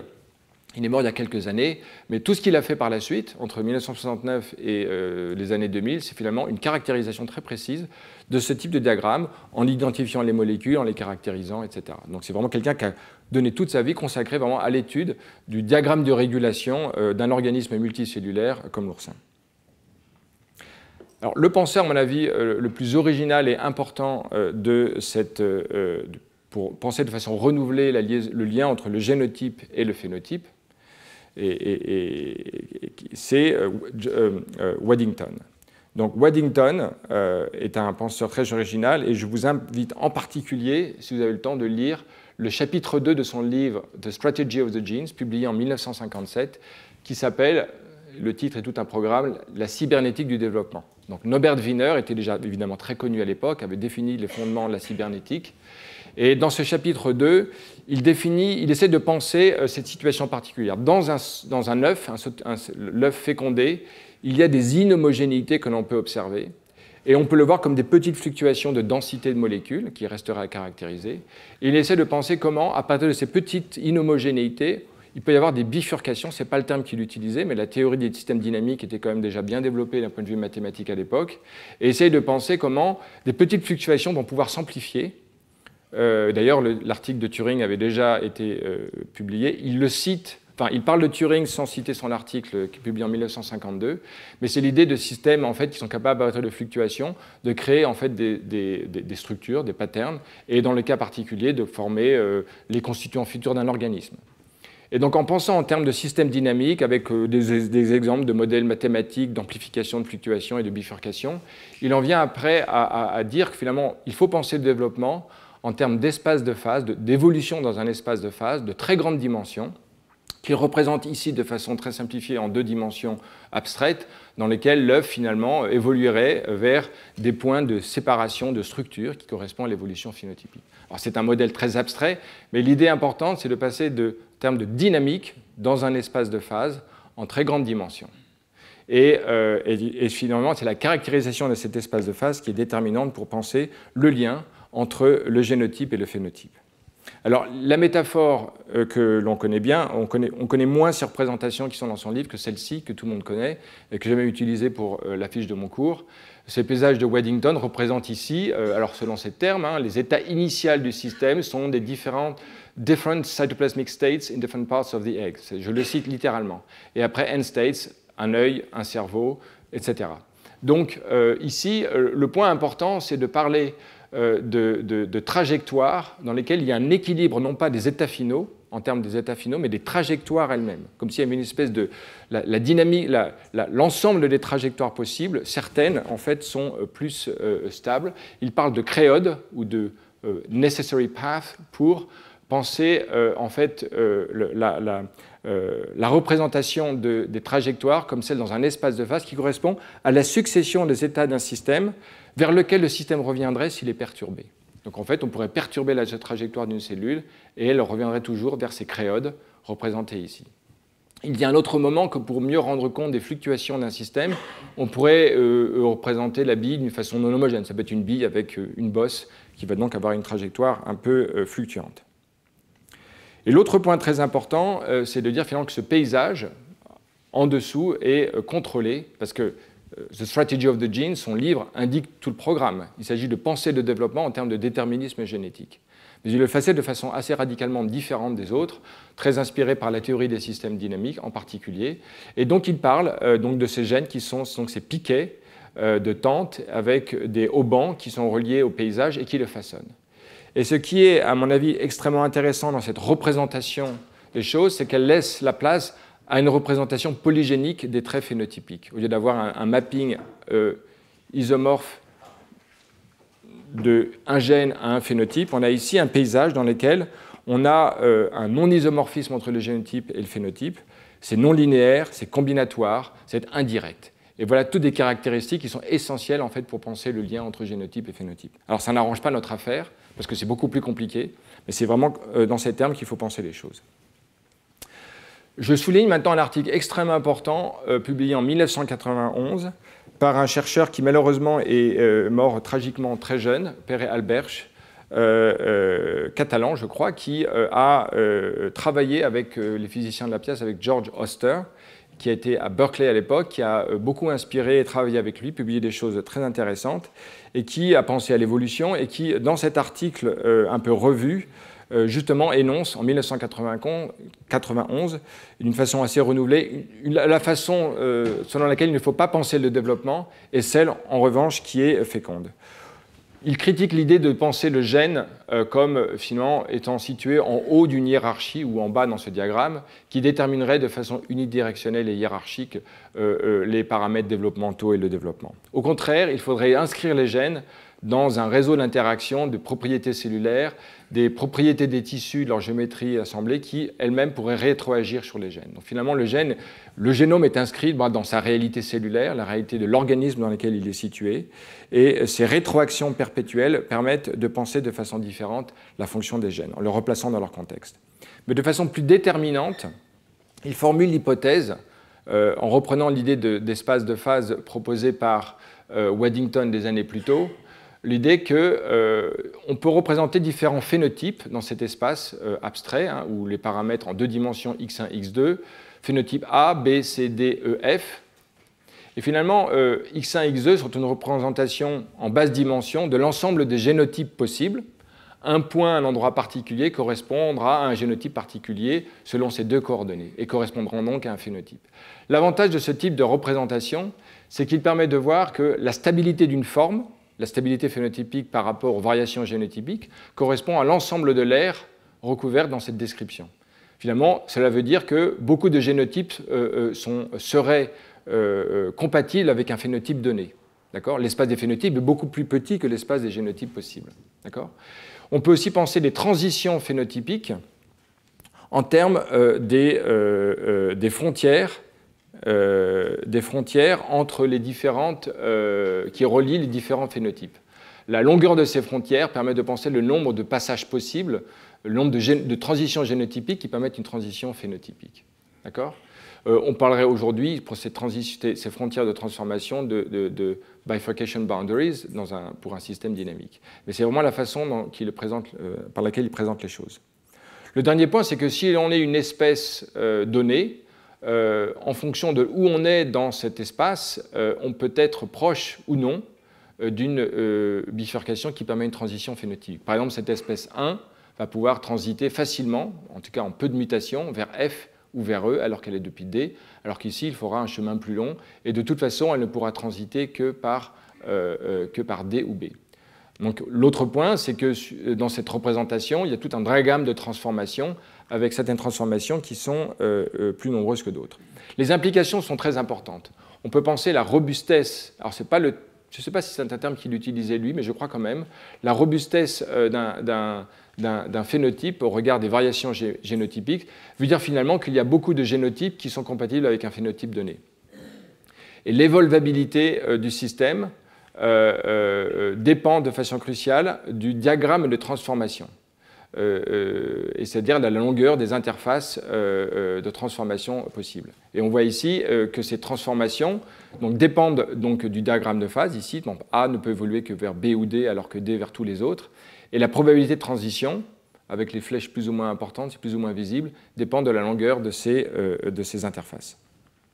Alors, c'est une hypothèse qui a été formulée dans les années 91 dans cet article, mais je trouve qu'il y a un certain nombre d'études, et j'en cite rapidement une ou deux, d'abord computationnelles, qui montrent qu'en fait, effectivement, ce modèle semble bien opérer. Dans cet article de 2007, les auteurs s'intéressent à, comme phénotype, comment des réseaux d'interaction entre des activateurs et des inhibiteurs, donc ici on a 1, 2, 3, 4, 5 molécules, qui soit peuvent interagir entre elles, alors ça peut être des gènes ou des molécules, peu importe, qui peuvent soit s'activer en bleu, soit s'inhiber en rouge, ou l'inverse. Le point important, c'est qu'on peut créer tout un ensemble de topologies et s'intéresser au type de pattern que ces topologies de réseaux génèrent. Et donc, on peut créer ici aussi un réseau de tels réseaux, où chaque petit point correspond à un réseau de topologies données, chacune étant voisine de l'autre par l'intermédiaire d'une seule mutation, qui est en fait l'ajout ou le retrait aléatoire d'une interaction particulière dans ce réseau topologique. D'accord ? Et donc, on voit ici un réseau de réseaux, c'est-à-dire un réseau neutre dans lequel tous ces génotypes différents, chacun correspond à une structure d'un réseau, correspond au même phénotype. Parce que finalement, on est en droit, avec cette méthode, maintenant d'explorer quel est le lien entre génotype et phénotype. Et voilà les résultats que les gens obtiennent. D'abord, On pourrait penser deux cas de figure particuliers. S'il y a un réseau de réseaux assez compact, cela veut dire qu'il y a une certaine robustesse, parce que ça veut dire que moyennant des mutations, on peut explorer un même phénotype. En revanche, ce système n'est pas évolvable, parce que les autres réseaux sont à grande distance de lui. Il n'y a pas de mutation qui permette d'aller à distance. Donc le système est robuste, mais n'est pas évolvable. À l'inverse, on pourrait avoir des systèmes qui sont tous isolés les uns des autres. Donc là, il n'y a ni robustesse, ni innovation possible, pas d'évolvabilité. Et finalement, ce qu'ils observent dans cet exemple étudié de façon computationnelle, c'est que la situation observée est intermédiaire. On a à la fois un réseau qui est robuste et capable d'innovation, parce qu'il existe des espaces neutres assez conséquents qui permettent en fait de proche en proche d'évoluer dans le génotype tout en restant donc avec le même phénotype, donc robustesse, mais également de parcourir, d'aller d'un coin de l'espace de face à l'autre pour pouvoir ainsi transiter vers une autre variation phénotypique, ce qu'ils observent. Donc cette analyse computationnelle, dans cet exemple précis, montre que l'intuition de Perret-Alberch, en tout cas, peut marcher dans ce genre de cas, ce que je trouve assez intéressant. Mais après, il y a différentes études expérimentales qui ont montré maintenant qu'on peut perturber de façon très significative des réseaux d'interaction moléculaire de façon expérimentale et montrer qu'il n'y a pas de variation phénotypique. Un exemple flagrant, c'est dans ce travail chez Echery-Chacoli du laboratoire de Luis Serrano, qui a utilisé ce type de réseau transcriptionnel ou de régulation et qui maintenant a ajouté de façon aléatoire, a couplé un promoteur avec un autre gène en ajoutant des combinaisons qui n'existent pas in vivo. Ils en ont généré ainsi quasiment 600 nouvelles connexions dans ce réseau et ils ont observé que 95% de ces mutations, de ces nouveaux réseaux, en fait, ont le même phénotype, n'ont aucun impact. Donc, ce qui sous-entend que, donc, effectivement, il y a une grande résilience, ou en tout cas un grand espace neutre, d'un très grand espace génotypique qui correspond à un phénotype donné. D'autres exemples étudiés de façon moins systématique au cours du développement, on peut prendre la segmentation de l'embryon des insectes. Je vous ai parlé de la drosophile tout à l'heure, de ce gène bicoïde qui en fait définit les coordonnées dans la partie antérieure de l'embryon de drosophile. Bon, c'est très unique même chez les insectes, hein. On ne le trouve pas dans d'autres insectes comme la guêpe ou un coléoptère comme Tribolium, où ici, finalement, tout le réseau en aval est le même, Hunchback, Codon, on retrouve tous ces gènes, mais finalement, bicoïde est remplacé par un autre gène, OTD, qui est déposé maternellement à la même fonction, forme un gradient. Donc finalement, on voit une certaine plasticité, on peut remplacer un gène par un autre, on va avoir la même structure phénotypique parce que finalement tout le réseau par ailleurs, une grande partie du réseau est conservée. Donc ceci illustre de façon assez claire comment dans le développement embryonnaire, on trouve aussi une grande résistance ou robustesse ou capacité de changer certains éléments du réseau pour avoir un même mécanisme de segmentation en aval. Donc on va arriver à la fin de ce cours.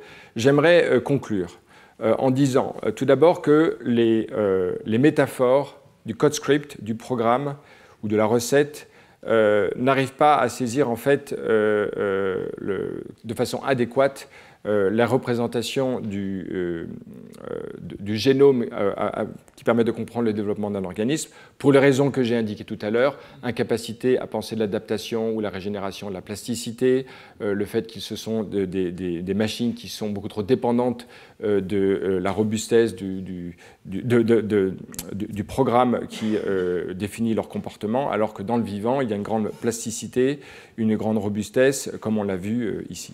Donc finalement, la façon de penser la représentation propre génome est celle dans laquelle il y a un mapping entre génotype et phénotype qui est non linéaire, non isomorphe, indirect entre génotype et phénotype.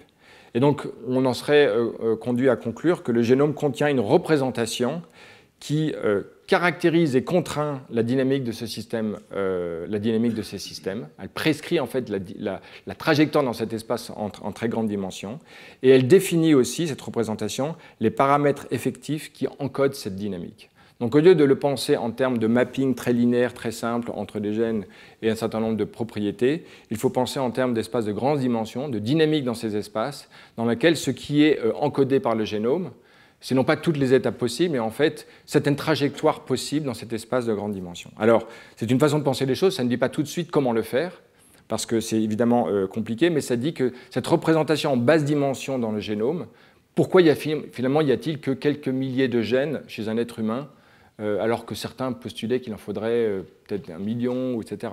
Mais c'est parce qu'en fait, c'est déjà beaucoup, cela dit, quelques milliers, mais en pensant en termes de réseau dynamique, de trajectoire dans un espace dynamique, en fait, la prescription d'un gène, ce n'est pas du tout ce que l'on croit. C'est même pas fabriquer une protéine ou l'autre, ça c'est bien sûr important, mais c'est aussi de se représenter ces contraintes et ces paramètres effectifs de l'évolution d'un système.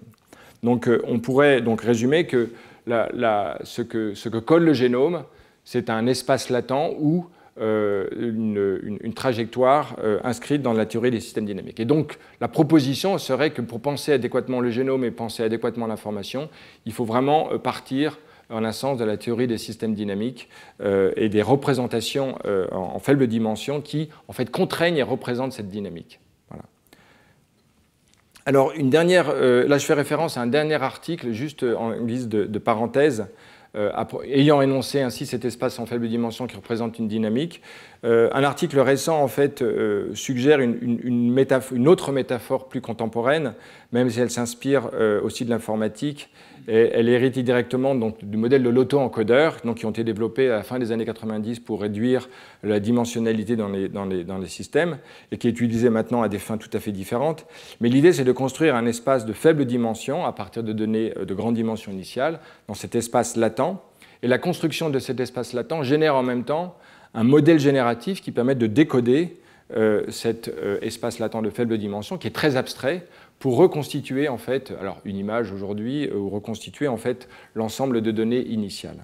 Alors, ce qui est intéressant dans cette métaphore, c'est qu'elle est tout à fait, elle colle bien avec les caractéristiques que l'on a énoncées dans ce cours, à savoir que le fait que le lien entre génotype et phénotype est non linéaire, non isomorphe, distribué, indirect, etc. Et c'est tout à fait des caractéristiques que l'on trouve dans ce genre de représentation.